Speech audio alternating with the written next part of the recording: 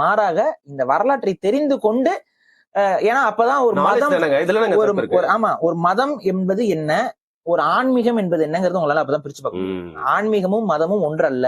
மதம் வந்து இன்ஸ்டிடியூஷன், அதுக்குள்ள வந்து கட்டுப்படுத்திட்டாங்க. ஆன்மீகம்ங்கிறது வேற. ஆன்மீகம்ங்கிறது நீங்க என்னைக்கு அதையெல்லாம் கடந்து இறைவனை என்னைக்கு நீங்க உங்களால ஃபீல் பண்ண முடியுதோ அதுதான் ஆன்மீகம். அப்ப இந்த ஆன்மீகத்தையும் மதத்தையும் போட்டு தயவு செஞ்சு குழப்பிக்காதீங்க. இருக்கிற இடத்துல இருந்தே உணரலாம் ஆன்மீகம். அதே போல நீங்க எந்த மதத்திலும் இருந்தும் உங்களால ஆன்மீகத்தை வந்து அடைய முடியும். எல்லா மதமுமே இட்ஸ் ஏ பாத், வே. அந்த பாத், இது ஈஸியான வே, அது ஈஸியான வே அவன் சொல்லிட்டு இருப்பான்.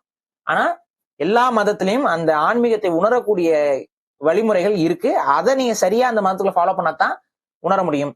என் மதம் வசதி, ஓ மதம் வசதி இல்லைன்னு சொல்லி பேசுறது அந்த அதை இல்ல, வெறுப்பதான். அது வந்து அது நீ உணர மாட்ட, நீ ஒரு 10 பேரை உணர்வு இல்லாம தடுத்துக்கிட்டு கிடப்ப. சோ இந்த வேலையை செய்யாதீங்க.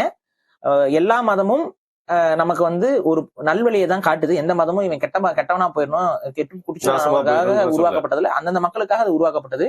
அது ஒவ்வொரு காரணம் இருக்கு. அந்த காரண காரியங்களோட நம்ம அதை உள்வாங்கிக் கொள்ள கற்றுக்கொள்ள வேண்டும்ங்கிறது தான் நம்ம இதோட ஸ்டேட்மெண்ட். அதுக்காக தான் இதை சொல்றோம். சரி, இப்ப இப்படி ஓரம் வச்சுட்டு